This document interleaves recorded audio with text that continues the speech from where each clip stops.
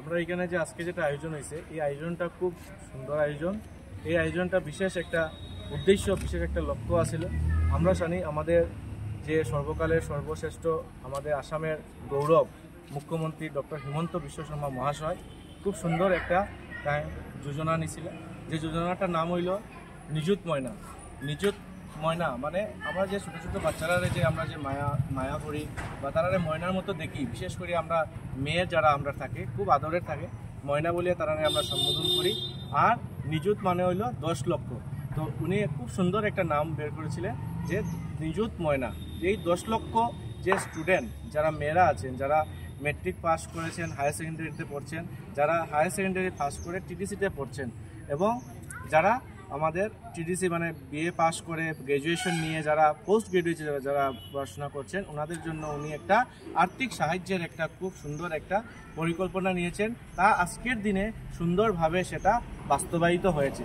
আমরা সবাই জানি যে মুখ্যমন্ত্রী মহাশয় যা বলেন তা করেন, এবং আমাদের ডক্টর হিমন্ত বিশ্ব শর্মা মহাশয় যারা মেট্রিক পাস করে যারা হায়ার সেকেন্ডারিতে উঠেছে ওনারা 1000 টাকা করে পাবেন, যারা ডিগ্রিতে পড়বেন ওনারা 1250 টাকা করে পাবেন, এবং যারা পোস্ট গ্রাজুয়েট যারা হায়ার এডুকেশন করবেন ওনারা 2500 টাকা ওনারা প্রত্যেক মাসে ওনারা পাবেন। আজকে ওনাদেরকে আমরা অফিসিয়ালি সেটা ডিস্ট্রিবিউশন হয়েছে।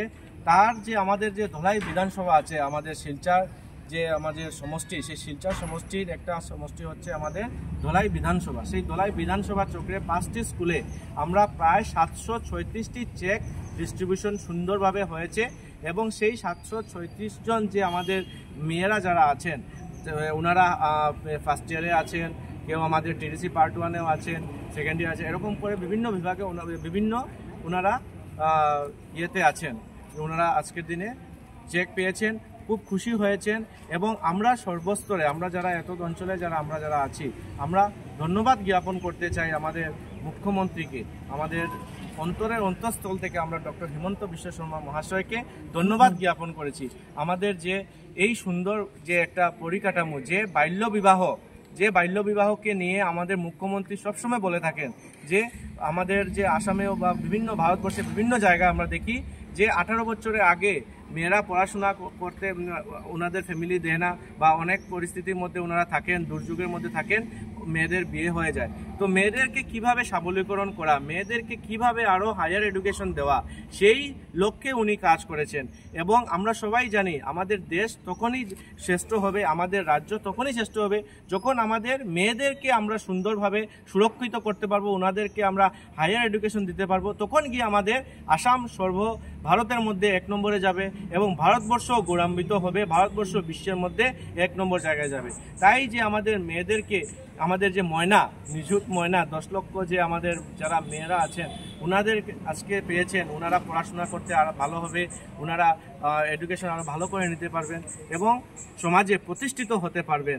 সেই লক্ষ্যে এই নিযুত ময়না যে প্রকল্প যেটা আমাদের মুখ্যমন্ত্রী আজকে করেছেন, আমরা আমাদের CCJC Palanghat higher secondary school তরফ থেকে, সঙ্গে যে আমাদের আরও 4টি স্কুল এসেছিল, আমাদের বাম নিত্যানন্দ যে higher secondary school, BNMP higher secondary school, আমাদের আমরাঘাটের যে আমাদের আছে আমাদের Mahendra Kumar Dey MK Dey higher senior secondary school, এবং MK দে কলেজ, এবং আমাদের নিকামা হায়ার সেকেন্ডারি স্কুলে, এই 5টা স্কুলের যে 736 জন যারা ছাত্রীরা যারা পেয়েছেন ওনারা খুবই ধন্যবাদ জ্ঞাপন করেছেন। আমরা ওনাদের দীর্ঘায়ু কামনা করছি, এবং আমাদের যশস্বী মুখ্যমন্ত্রী ডক্টর হিমন্ত বিশ্ব শর্মা যাতে ভালো থাকেন, সুস্থ থাকেন, সমাজে এইভাবে আরও উন্নয়ন কাজ করেন, এবং ওনার দীর্ঘায়ু কামনা করে আমরা আপনাকে ধন্যবাদ জানি। আমি আমার দু একটি কথা বললাম। নমস্কার।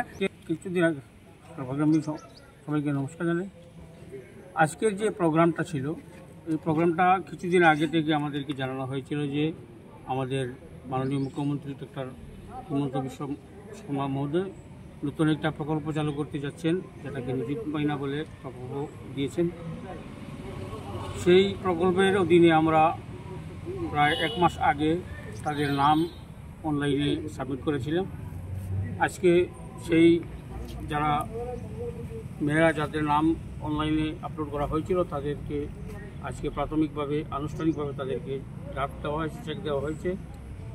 এবং প্রত্যেক মাসে এইভাবে 1000 টাকা করে অনলাইনে তাদের এনইএফটি করে তাদের অ্যাকাউন্টে জমা দেওয়া হবে। সবচেয়ে বড় কথা হলো যে আমাদের মাননীয় মুখ্যমন্ত্রী মহোদয় যেটা কথা বলেন সে কথা কাজ করে দেখান।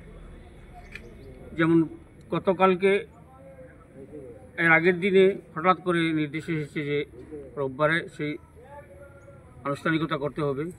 আমরাও সকল সংকল্পবদ্ধ আমাদের মাননীয় মুখ্যমন্ত্রী মহাশয়ের সেই নির্দেশ পালন করার জন্য।